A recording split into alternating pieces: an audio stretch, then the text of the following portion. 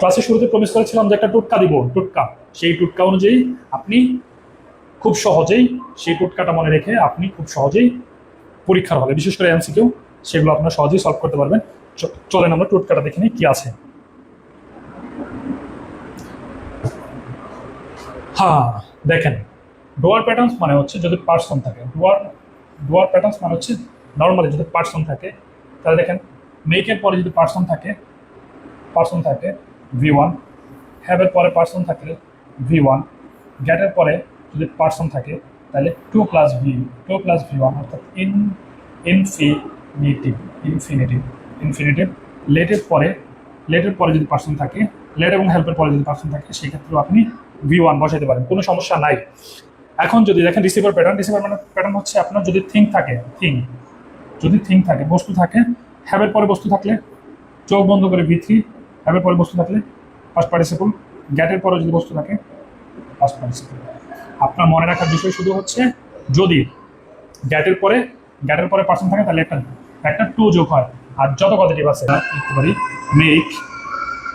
Make বা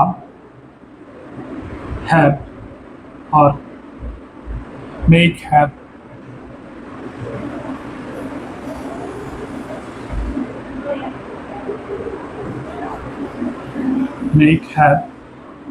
late আর help. এদের পরে যদি পার্সন থাকে তাহলে চোখ বন্ধ করে V1 দিতে হবে। ঠিক আছে, মেক হ্যাভ লেট হেল্প, এদের পরে যদি পার্সন থাকে তাহলে V1 দিবেন। আর যদি গ্যাটের পরে পার্সন থাকে তাহলে আপনি ইনফিনিটিভ দিবেন। ইনফিনিটিভ মানে হচ্ছে 2 + V1, ইনফিনিটিভ আর 2 + V1। তাহলে দেখেন পার্সনের কাহিনী, 5টা ভার্বের ক্ষেত্রে পার্সনের কাহিনী শুধুমাত্র গেট ছাড়া অন্য যাওয়ার পরে পার্সন থাকুক না কেন আমরা V1 ব্যবহার করবো। আর যদি গেটের পরে পার্সন থাকে আমরা কি ব্যবহার করবো? গেটের পরে আমরা ইনফিনিটিভ ব্যবহার করবো। গেটের পরে পার্সন থাকলে ইনফিনিটিভ ব্যবহার করবো।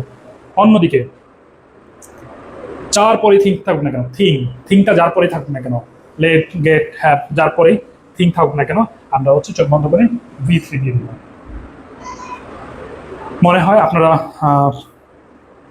বুঝতে পেরেছেন এই পজিটিভ সংক্রান্ত যত ঝামেলা আছে, আশা করি আপনারা সলভ করতে পারবেন পরীক্ষার হলে।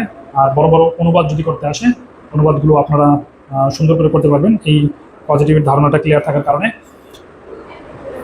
সুতরাং আজকে আশা করি আপনাদের জন্য ক্লাসটি ফ্রুটফুল হয়েছে। আপনারা আর কি ক্লাস করতে চান, কোন টপিকের উপরে ক্লাস করতে চান, আপনারা কমেন্ট করে জানাবেন। ইনশাল্লাহ আমি সেই সব ক্লাস নিয়ে হাজির হয়ে যাবে ক্যারিয়ার পয়েন্ট বাই তারিখে।